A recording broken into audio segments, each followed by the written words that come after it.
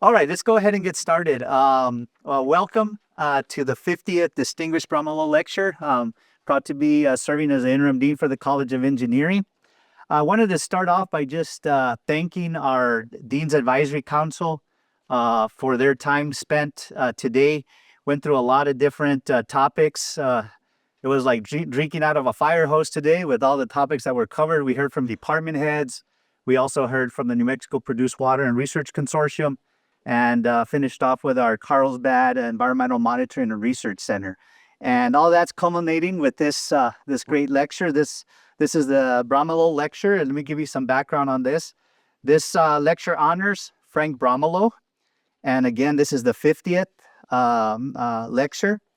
Frank Bromilow came to NMSU in 1951 as professor and head of civil engineering. He then became the Dean of College of Engineering in 1961, and he served in this position until his untimely death in 1974.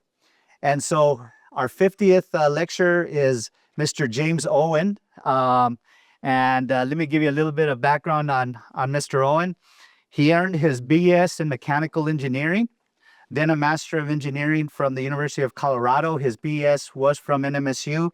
He's had a 30-plus year career with the Los Alamos National Lab, and he recently served as Associate Laboratory Director for Weapons Engineering and Chief Engineer for Nuclear Weapons. His leadership spans over 6 divisions and the oversight of more than 1,300 staff members and over $1 billion in annual budget responsibilities. So quite impressive. Please join me in welcoming Mr. Owen to New Mexico State University, and we all look forward to hearing what he has to say. So please join me in. Thank you. Thank you so much. Really appreciate it. Well, it's a privilege to be here. First, I'd like to kick it off by introducing friends and family. So I brought in some ringers to help me get through this hour-long lecture. And I was also told that there should be a coffee pot nearby in case I put some of you to sleep. We'll see if I can avoid that. The first thing I'd like to do is acknowledge my brother Mike, his wife Angela, and their family. Mike and Angela are both NMSU grads, both engineering grads from New Mexico State. And I have another brother who's also a graduate student from the Engineering College at New Mexico State. And we have a running joke, and our running joke is that the three of us are interchangeable. So when my youngest brother graduated, for instance, I put a lot of money into my bank account because I had people congratulating me and offering me cards on behalf of my brother. And, so that turned out to be a good investment. So the joke today was whether Mike was going to stand up here and act as me and deliver my presentation, or if I was going to have the courage to work my way through it. In addition, I'd like to introduce two former colleagues of mine. Patrick Garcia and I worked together for a number of years, also a graduate of NMSU. And in fact, I would not have been working in the weapons program at Los Alamos if it wasn't for Patrick Garcia. Another connection is a very close friend of mine, Mike Steinzig, also a graduate of NMSU. And Mike was my lab TA at NMSU. In fact, that was the first B I got is in his lab, and he's paid for it since because he worked for me for a few years, and I made sure to remind him of that. Actually, what I reminded him of is if I wasn't doing my job while at Los Alamos, it was because he was not a great TA of mine. And then I'd like to also acknowledge a close friend of mine, Frank Sage. He and I have worked closely together over the past year and a half.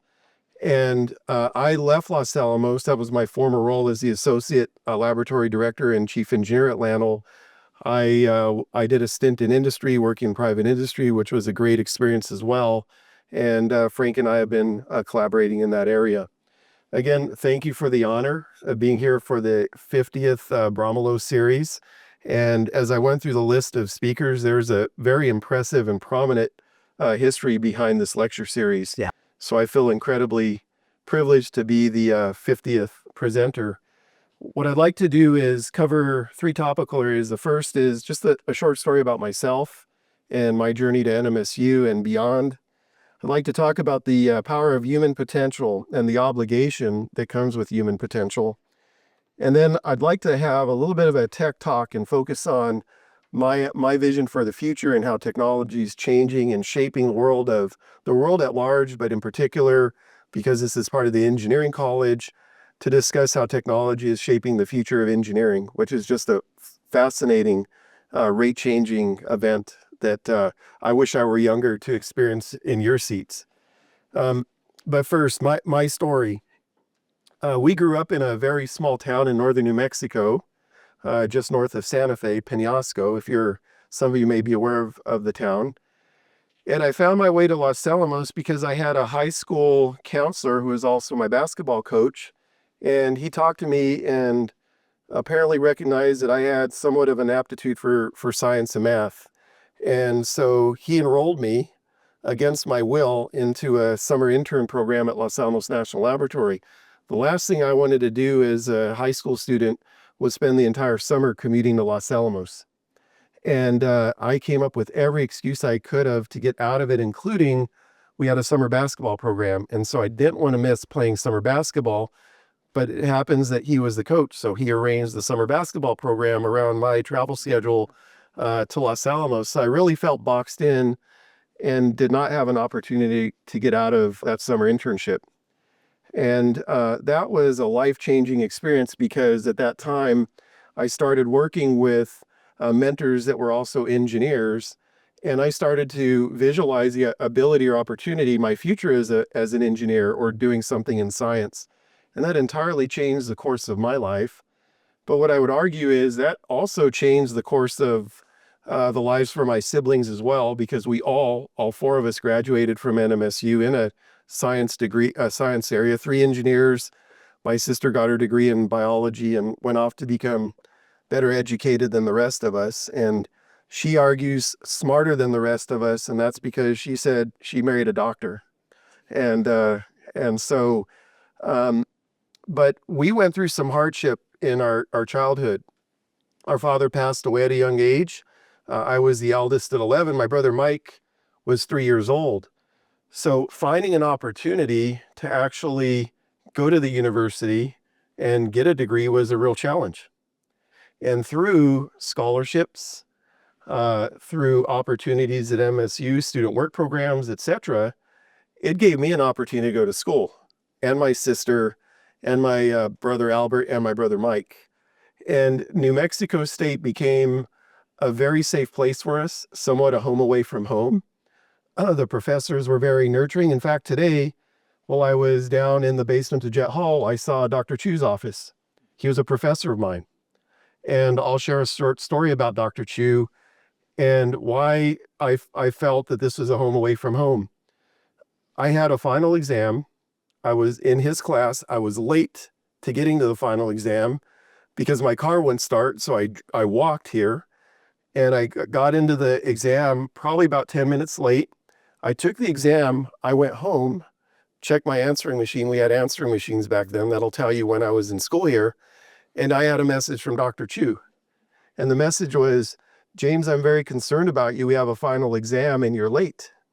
And this was right after class started.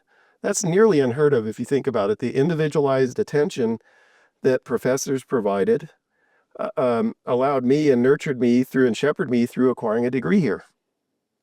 Then I decided to work at Los Alamos National Laboratory. And the reason I'm sharing this story is because I don't want you to suffer what I suffered from, especially early career. I thought because when I showed up at the lab, I was paired with people from MIT, Stanford, Purdue, some very big name schools. And I came from New Mexico State. And I had admittedly, this inferiority complex. I didn't think I was good enough to work at Los Alamos National Laboratory amongst many of my colleagues. And the truth is, New Mexico State prepared me incredibly well. I think my friends and colleagues would argue the same, to be a good engineer. And what it really prepared me for is to be a very practical engineer where I had great hands-on experience And I was able to develop that connection between theoretical and applied engineering. And so over time at Los Alamos, I started recognizing that that was a useful skill. I not only could do the theoretical, do all the computational work, but I knew how to build stuff and use my hands because there was a machine shop next door here and I got to machine hardware. And so that connection from the classroom into a tangible experience and some of the senior design classes that we participated in really helped develop me as an engineer.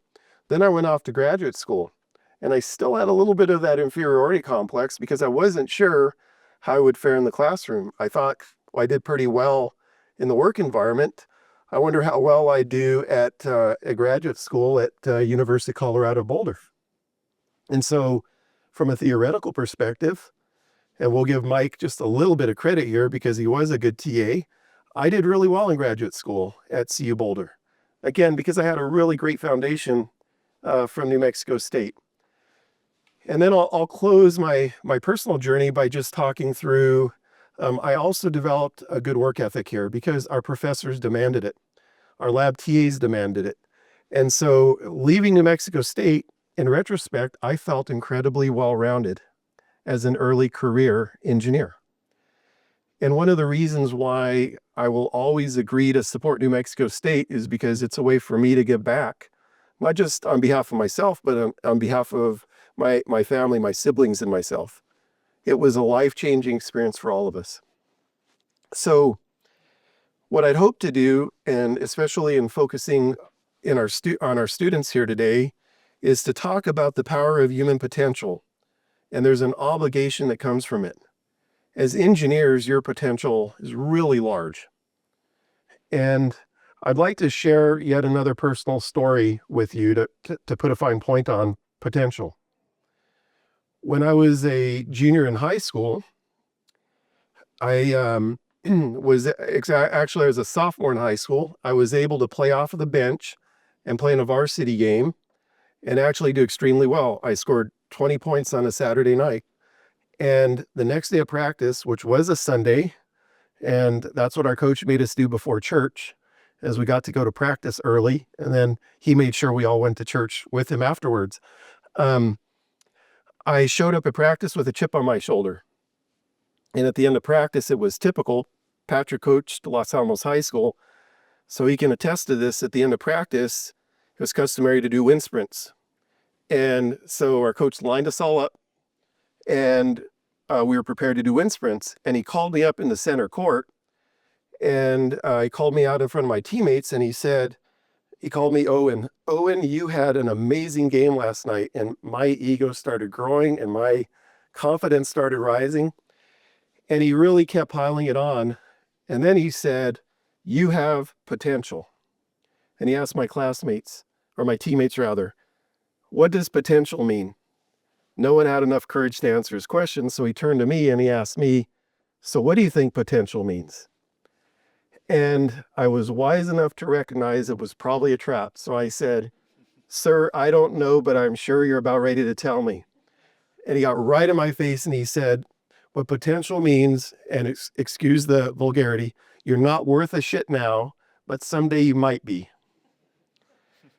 And I've carried that life lesson with me since that point. And what it means is potential without effort means that you're not delivering, you're not growing, you're not developing. So as engineers, you're naturally gifted, just like athletes, just like professional athletes are naturally gifted. But if you don't exercise that potential, you will not achieve great things. And so I would say that what is the differentiator? And I don't want this to be a monologue. I'm going to ask you questions. So there's potential. What is the differentiator? Eduardo, what do you think? Effort. Effort, preparedness, Absolutely, yeah. right? Any other ideas? Is there a student I can pick on? Any student that has courage? Okay. What was the difference that you said? The two words were. What differentiates you? What's the differentiator? You have potential. Now, how do you exploit that potential? Preparedness, effort. What other ideas would you have? Your personability. Exactly. And I'll use potential as an example. That is a leveler. If you think about globally, that's a resource that exists across the globe. It's potential. Potential is in every single person. So how do you exploit the potential? It's through effort, personability, working hard, challenging yourselves, achieving things that you didn't think you could achieve. I was gonna say attitude too. Attitude, perfect. The right attitude. That's somewhat that it. I mean, you have to have that. I had a classmate at NMSU that was in the engineering department, and I won't mention his name, but he was on the 6-year program. And many of us would think that's because he didn't put an effort into it. He was lazy. He really wasn't serious about engineering. The converse was absolutely true. He worked extremely hard. In fact, he was the hardest working student amongst us. And what I realized from this individual is he worked hard. He failed several times. He failed a few classes. He picked himself up, dust himself off, and make another run at it. And I remember he was picked on until I matured enough to really recognize what he was doing. He was fulfilling, he was exercising his full potential. And just imagine if we all pushed ourselves to that level and we were comfortable with failure, something that I struggle with even as a very seasoned adult. Think about the great things we could accomplish if we pushed ourselves to that level and to those boundaries. And so what I've told my family, and in particular my children, is, and by the way, he graduated, became a working professional, and not surprisingly, a very successful working professional, because he wasn't afraid of failure, he wasn't afraid of hard work, and he wasn't afraid of stretching himself. That's the example I offer to my children. At face value, I would look at this, my fellow student, and think he had no business being in engineering. To the contrary, he worked extremely hard and he pushed himself to do something that he probably wouldn't have been able to do. And after learning that and seeing that, that's a lesson for me. That's something I've always tried to do, is push the boundaries, and as much as I could feel comfortable with trying things that may lead to failure, which is hard to swallow as human beings, or at least hard to swallow for me. Patrick and I have a good friend. In fact, Patrick left Los Alamos, and he's the associate lab director at Savannah River National Laboratory. Patrick worked for the director of the lab, who is a close friend of ours, Vahid Majidi. And Vahid and I used to have great discussions, in fact, when he was at the Pentagon in a role in nuclear matters at the Pentagon. And one of the discussions that he and I had was, is success luck, or is it opportunity, or what is success? What differentiates success? And what he said is success really is the intersection of preparedness and opportunity. And so what does that really mean? That means it starts with, to tie it back to potential, we all have human potential. What potential means is you have opportunity, and potential identifies what you could become. Preparedness defines what you are becoming. And so being prepared and having that intersection with opportunity is what creates success. But if those opportunities present themselves and you're not prepared for it, you miss out on success. So some argue you create your own success. Well, I would argue the way you create your own success is to be prepared and be smart enough to recognize these opportunities, these windows of opportunities, and exploit them. And the raw, hard, unforgiving truth of this world is that the world's not going to slow down to wait for any of us to get prepared. We've got to do that on our own. And we've got to be comfortable with finding those windows of opportunity and jumping through them as you become more prepared. But there's some obligation and responsibility. Think about the world and how technology has evolved today. I know there's a lot of discussion about AI. I'll talk about that in a moment. And there's some worry about AI as well, and the societal implications of maybe not guard banding around AI and AI utilization. What I would argue, as I look at my notes, is that capability without character is dangerous. And the question that's, I think, ever more important, was important and is important to us, let's say in the nuclear business, Frank and Pat and Mike, is just because you can build it, should you? And I think that is becoming ever more important in asking ourselves those questions. Because if we think about the technological advancements today, we have the ability to destroy mankind. And we have the ability to damage our environment beyond a point of repair, if we're not already there, by the way. And so one really important question that we all need to consider, especially early career people in technical fields, is just because you can do it doesn't mean you should.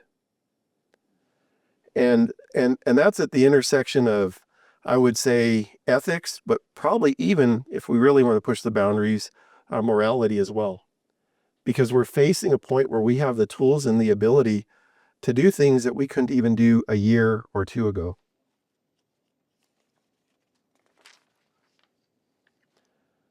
Any thoughts on that matter?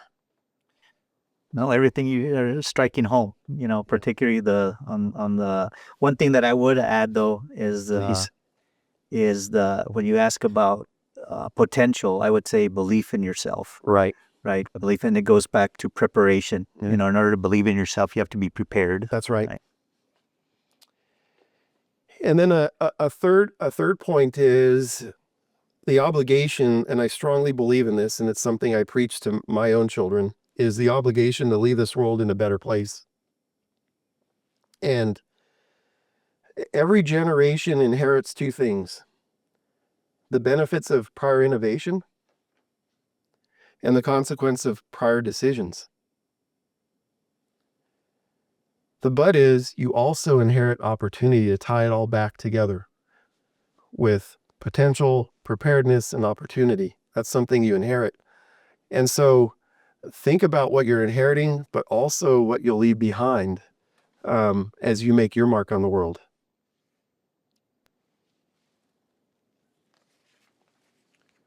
Okay, technological advancements, the last part of my talk, and how I think it'll change the field of engineering and mankind. I will tell you, this is an incredible opportunity to be an engineering student, early career in the field of engineering. I read a book many years ago. I'm afraid to tell you how long ago. The title of the book was Creative Destruction, and it really left an imprint on me. And what it talked about is the life cycle of engineering and how the time, the period that a company would survive was shrinking.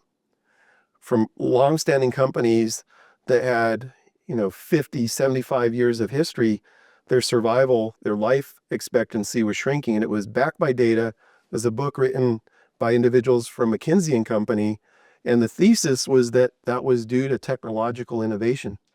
And the more innovation, the more that new early entry level companies were outpacing some of the companies that were considered dinosaurs because of technological innovation. When we were in school, we were making, I'm embarrassed to say this out loud, but I'll share it with you. We were making the transition from manual drafting into computer-aided design in 2 dimensions. And I remember making that transition at New Mexico State. As a freshman, I took a drafting class. As a junior, I think I took a class in computer-aided design. And as a senior, I was able, believe it or not, to do 2D structural analysis and ANSYS at New Mexico State University. That was considered earth-shattering to make that transition from manual drafting to computer-aided drafting to actually do some very rudimentary structural calculations using ANSYS. And now let's think about how technology has evolved just in the last year or two.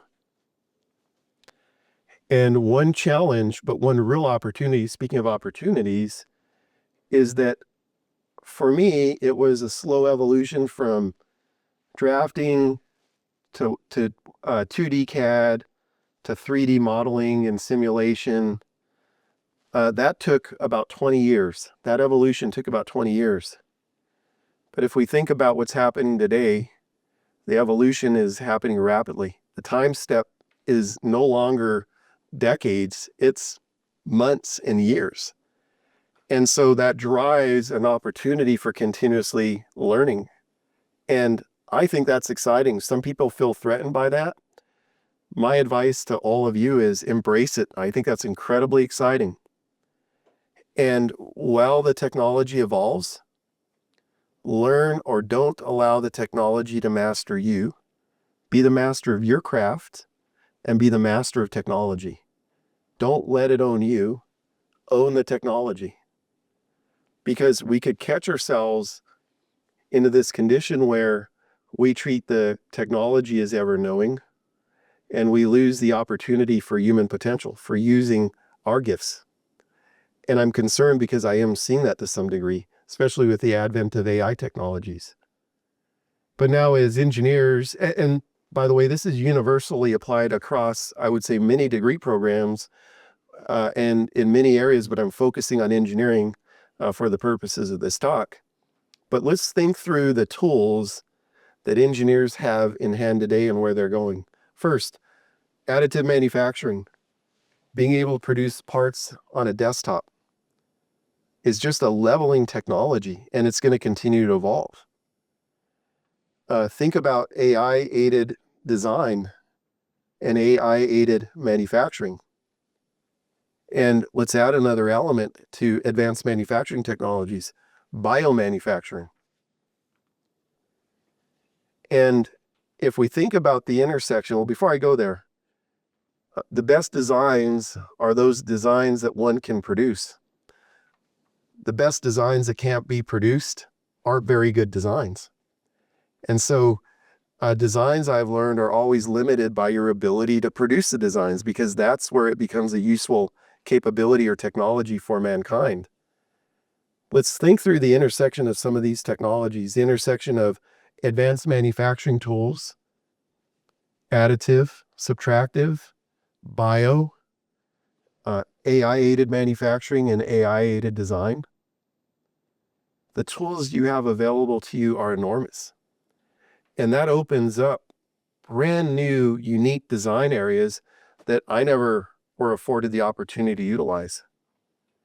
And if we think through design optimization and design optimization tools, and we think about that in the three-dimensional space, I've had to adjust as an engineer. Mike, you and I have touched on this a bit in terms of thinking through linear surfaces and linear intersects. And some of the best engineering designs today are organic. They're organic structures that are highly optimized. The problem with that, even a few years ago, is that you couldn't manufacture these designs. But today, you can. And that creates some incredibly powerful design tools and manufacturing tools that are coupled together. So I am so excited about the future of the engineering field, and admittedly a bit jealous, because there's some great tools that I wish I could have utilized early in my career. And now think through how rapidly it's changing and how rapidly the field's changing. And one concern that I have that our educators in the room may have as well is from the minute a student enters a degree program to when they leave, they run the risk of obsolescence. Almost by the time, if we think about computer science as an example, think about computer scientists that went into the field 3 years ago, 2 years ago. There's a risk of obsolescence before they graduate with their degree. And as educators, how do you adapt and stay in front of the technologies so that graduates will be presented with new capabilities, new skills, new technologies? That's a real challenge from an educational system.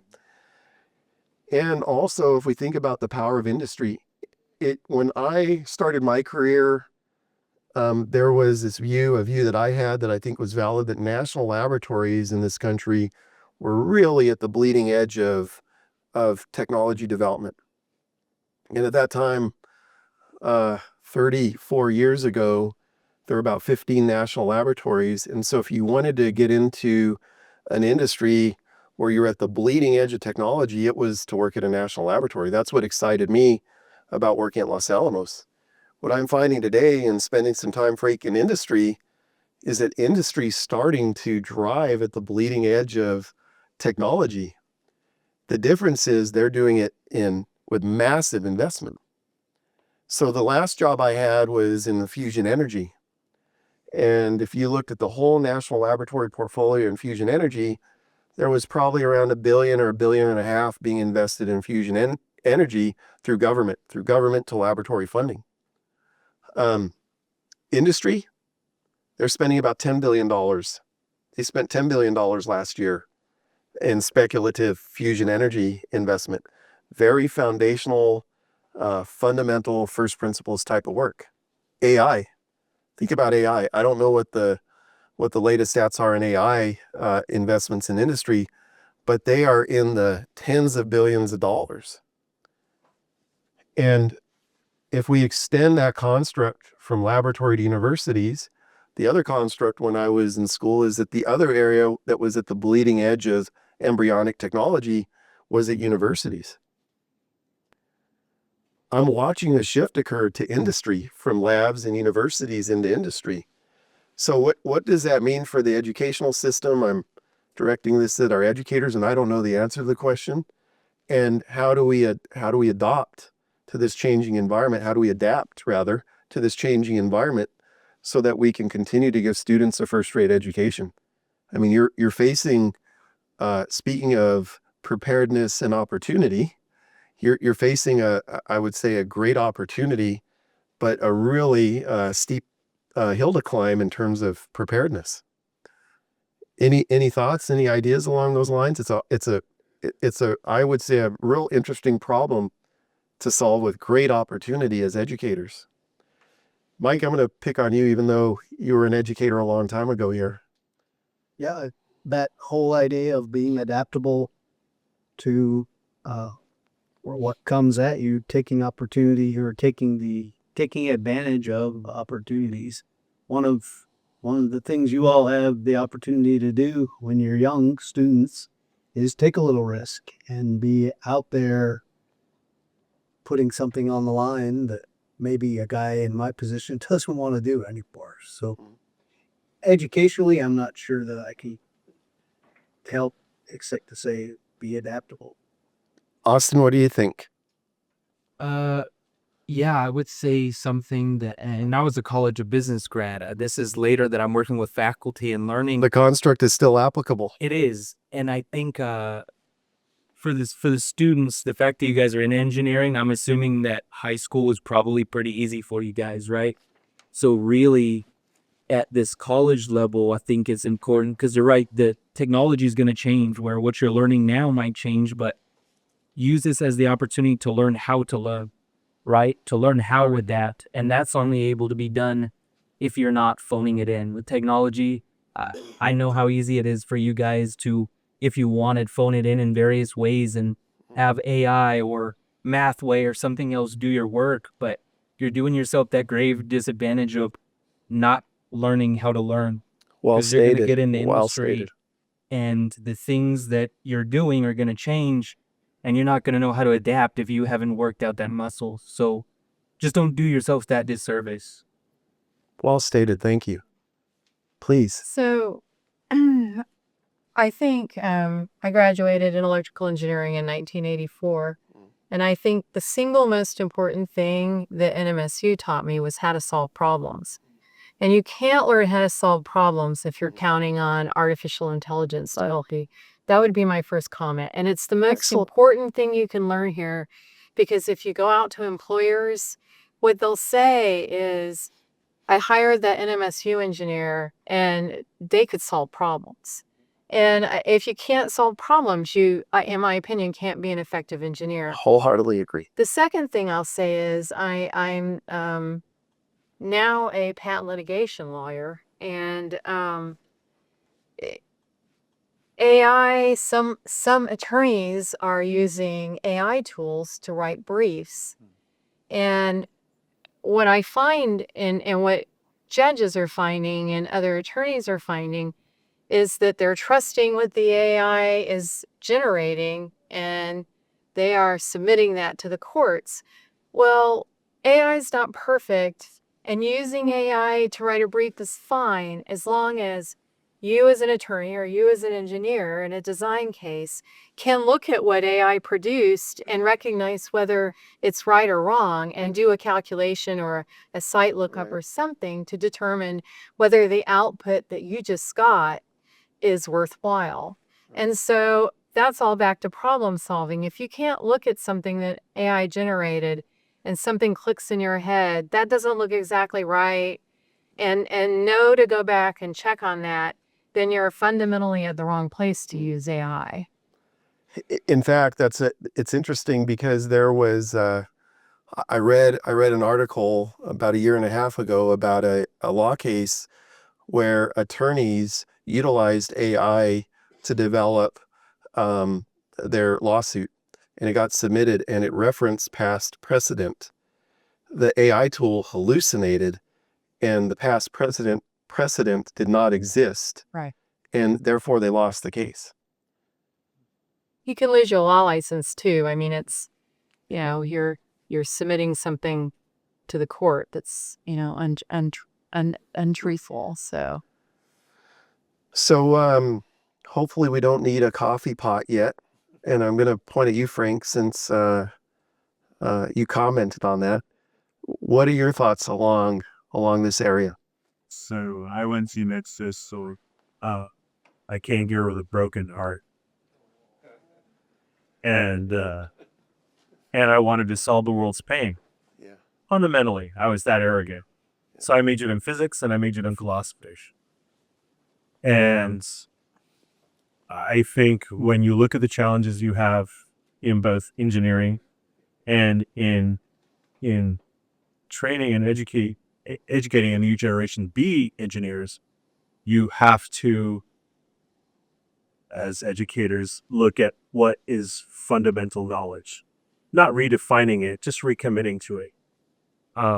The philosophy department has formology. I would suggest you take formology. To her point, you have to understand how to ask a question, because that's part of how you define it.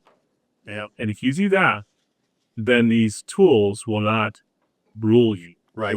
You will use them as the lever that they are, the force multiplier that they are. But if you ask bad questions, if you let them defer a brief, if you and you're not there with the critical thinking skills that a liberal education provides you, and I know that I'm saying that in the wrong building, but a liberal education where you look at those elective opportunities to round yourself out in history, the soft sciences.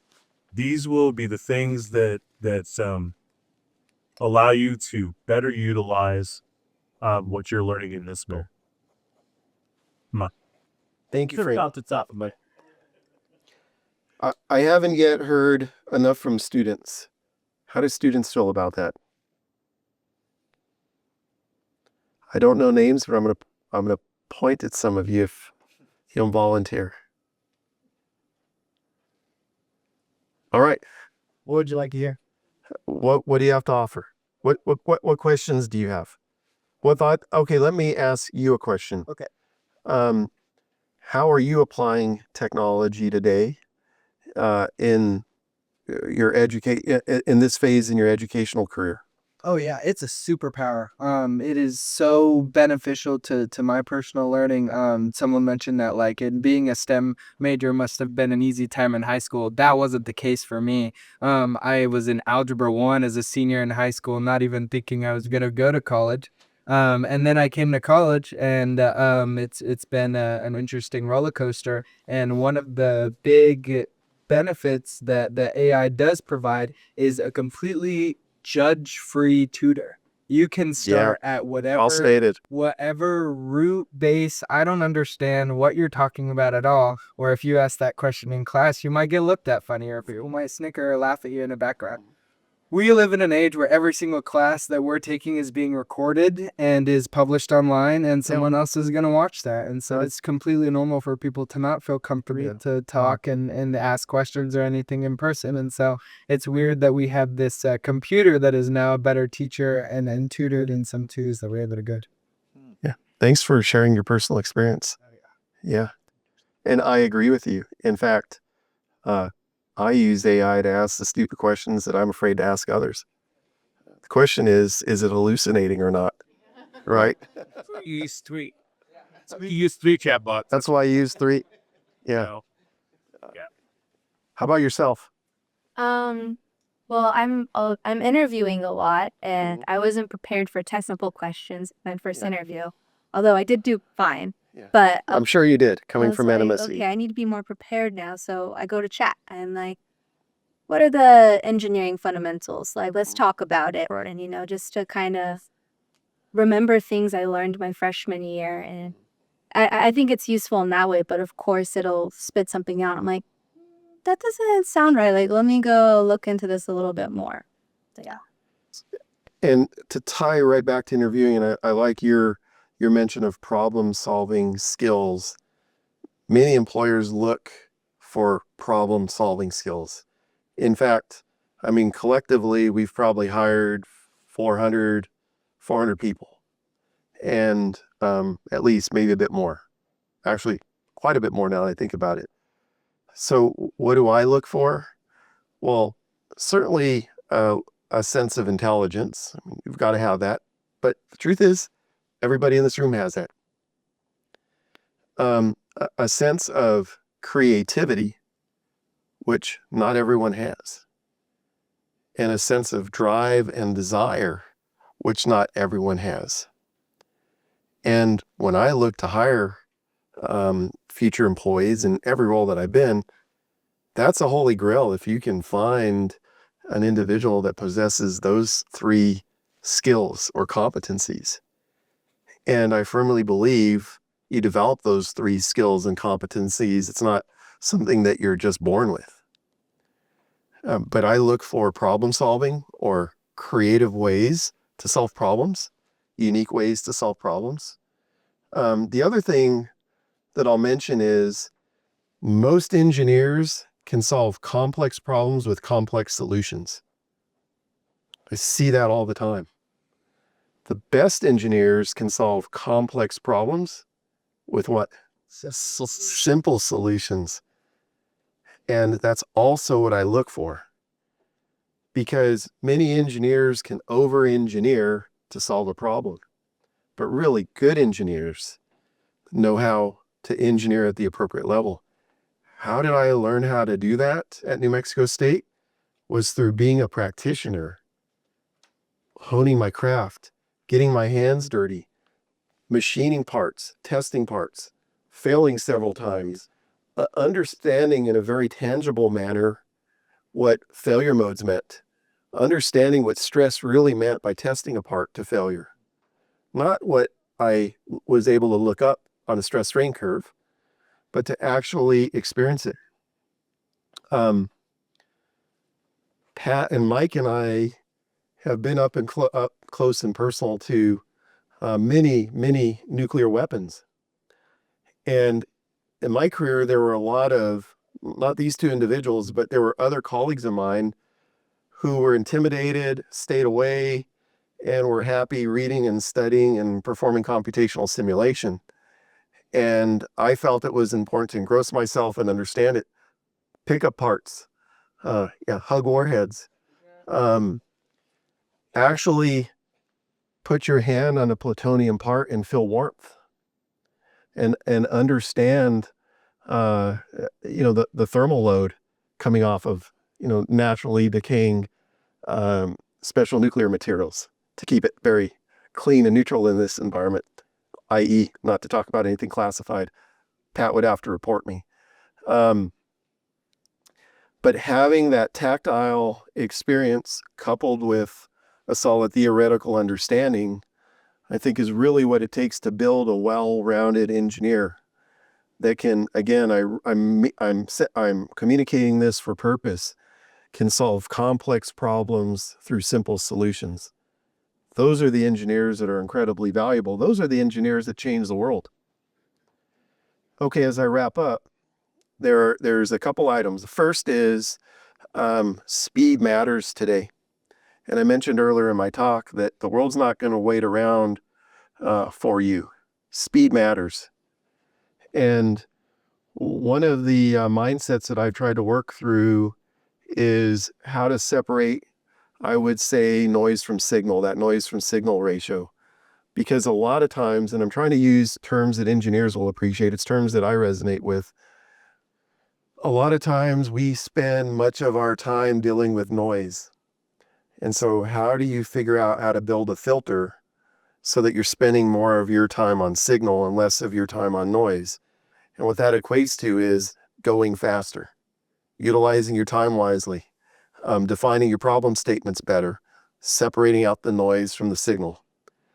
High potential, high performing individuals, to better state it, have honed the ability to separate signal from noise and to maximize their net contribution. The other thing I'd like to mention in closing is that you can't do it alone. And if you're progressing professionally or personally because you're stepping over another person, is really a flaw and a failure in your own personal growth. Because eventually people will stop letting you step on them to progress. If you're playing the long game, it's about lifting others. Because when you loft others, you get lofted naturally. That wind current carries you. And so I've learned that it's much more effective to loft others because their air current allows you to soar as well. And that's all I have, unless you have questions. No, thank you very much. I would like to follow up. A round of applause, please.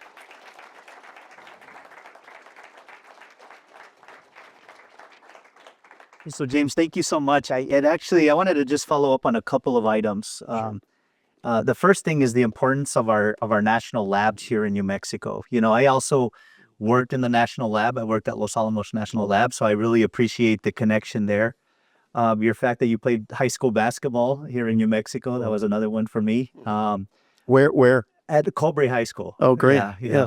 But one thing I wanted to segue on what you mentioned about how do we deal with the fact that over the 4-year period that the skills they're getting are obsolete, right? Right. So one thing that we struggle with, I think at all universities, is that the curriculum match the needs of industry. Right. Okay, so I think one way we can tackle that is not to just rely on the education they're getting in the classroom, Yes. but they have to, this is really a segue for experiential learning. Well Okay, stated. so for example, today we heard from the Dairy Product Evaluation Club, which is here in chemical engineering, right? It's related to food engineering. And the students actually told us they don't have classes in dairy evaluation. So what they were doing is they're expanding their problem-solving skills from fundamental topics they're covering in class to something they don't even cover in class, right? So I think we talk about this all the time about involvement in student organizations, co-op experiences. That's another thing that's really important for us. Okay, so we're doing fundamentals, but until the students go and they start working in internships and co-ops, that's where the innovations may be occurring, right? And that's where they can stay up, because you all as industry, you have to stay at the forefront, otherwise you fail, right? If you're not at the forefront of technology, you're not going to succeed. And so the other thing that we have in the college is a lot of research going on. There's a lot of great research that's going on in all the departments. That's where students can actually go above and beyond their classes, and just study abroad. Right. Study abroad is another thing that you can do. So all of that is really important for resumes. And the other thing I wanted to just mention, going back to problem solving and that, one thing that I want to also mention is accountability, right? So for example, one thing that we heard today in our industry advisory group is that industry is reaching out to students like for an interview, let's say, okay, and they're contacting you by email, they're calling you by phone, they're leaving voicemails, and they're seeing that there's no response. right? And so right now in classes, you're accountable to the faculty member, right? You have to turn in your homework, you have to deliver on projects. But the other thing that's important is that if there's people reaching out to you, there's this term, the ghosting term, right? You're just ghosting somebody and not even responding. Well, that has impact. That has impact on the industry representative that's reaching out to you. And it shows that maybe this person, if I hire them, maybe they weren't going to deliver, right? And so I think that's important that, aside from all the technical skills, it's also what we used to call soft skills, which are now power skills, right? That's what's really making the industry go round, in my opinion, right? Yeah. And so, anyways, I really appreciate it. It really sparked a lot of great thoughts. And at this point, I actually want to introduce the Bromilow family. I'm very proud to say that Frank Bromilow, I have a connection in the sense that he was a structural engineer. I'm also a structural engineer. I was very happy to read that today. And so let me introduce the reason we're here, and that continues to be honored in terms of keeping Dean Bromilow's spirit alive here in the college. And that is, I'd like to introduce Mary Howard, who is the daughter of Frank Bromilow, and her husband, David Howard. If you could please stand up and be recognized for everybody to give a round of applause.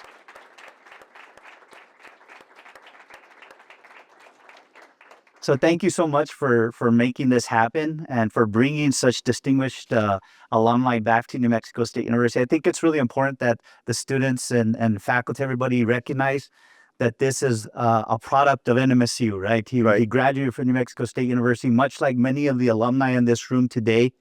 I'm just always awed by what our advisory group has accomplished, and this is just another example of the great things that await you as NMSU graduates. So with that, Mary, I'd like to I'd like you to welcome you up to the front. And we have the award for James. If you could please go ahead and deliver that to him. If Thank that's you. okay. Oh, that's beautiful. Yeah. So we can go ahead and read the inscription there. It's James Owen, 2026 Distinguished Bromilow Lecturer, and there's a beautiful etching of Goddard Hall in the center. Very nice. I'll let you go in the middle here. Great. Thank you. Yeah.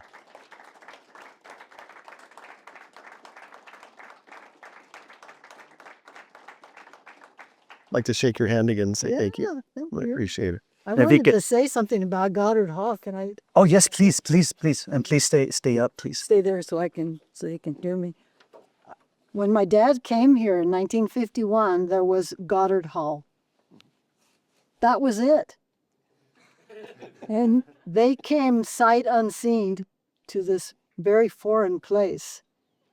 And my dad came home that night and he told my mom, well, if I can only accomplish one thing, it'll be to exchange that light bulb that's hanging by the cord over the lab in Goddard Hall. So we talk about things that have changed rapidly. Really has been a rapid change. And just looking at the physical structure that's here has been so impressive. Right. And to talk about potential, my dad was an immigrant. He came with his family.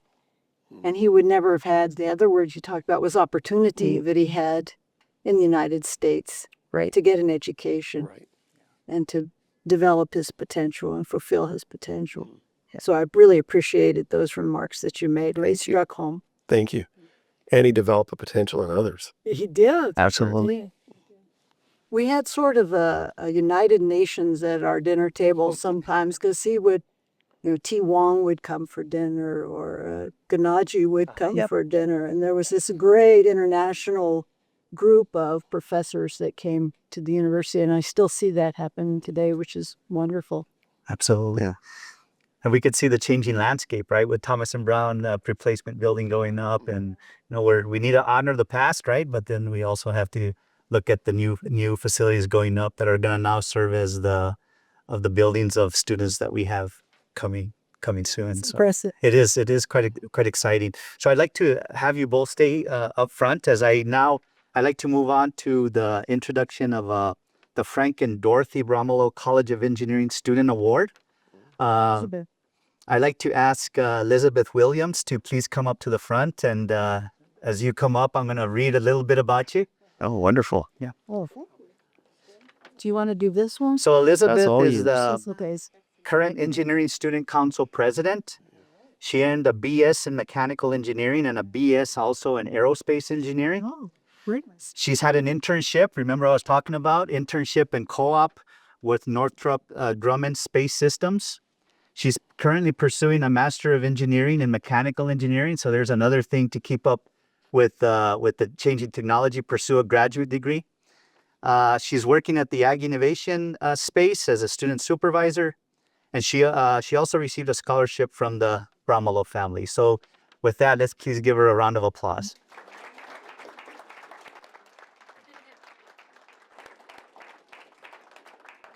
Will you talk to your microphone there so I can? Oh, sure. That's the big best. Oh,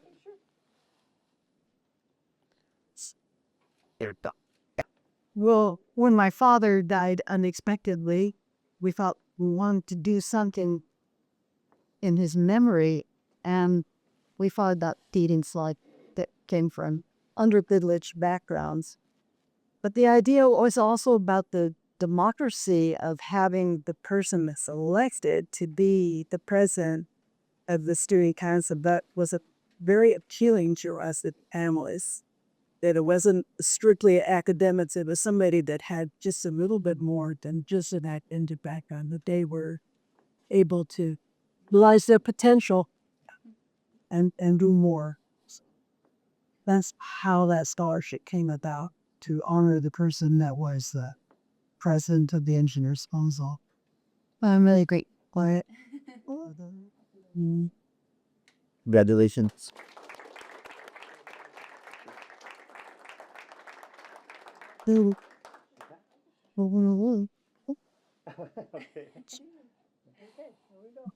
the 3, 2, 1. One more 3, 2, 1. Perfect. Out.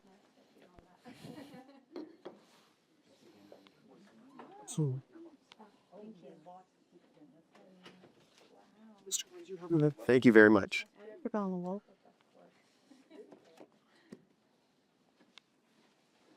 All right. Well, what a great ending to a long work day. This concludes the Bromilow lecture, but I'm also excited that we'll be joining for dinner this evening as far as the faculty and staff awards. And so with that, I really appreciate all of you coming here. Your presence here makes a big difference, really to recognize individuals that have had a great impact that graduated from NMSU, such as Mr. Owens, and then honoring our student that I'm sure many years back, in the future, she'll be coming here for similar reasons. So with that being said, thank you again, and have a good rest of your Friday, and we'll see you all next week. Thank